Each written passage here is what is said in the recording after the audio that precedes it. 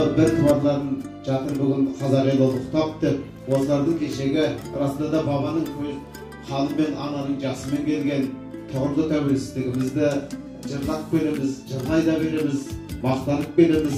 Осы тақырып аясында міне тарих тұнған өлке деп кешегі мақтана беретін болсақ, сонау Асанбайға атанғаннан бері сыр тұнған, нұр тұнған кешегі мынау өлке жаңарқамыздың сәкеннің төрі деп, бүгінгі Ақселеудің белі деп мақтанып жатырмыз. Ендеше осындай шежіреге бай тарихы тұнған өлкемізді жырлау және де соны айшықтау, соны әрмен қарай мені абыройын асқақтату мақсатында осы 1 қарашадан 1 желтоқсан аралығында 6 мектеп оқушыларының арасында үлкен бір жақсы байқау болған болатын. Сол байқаудың қорытындысы дәл бүгінгі күнге келіп отыр.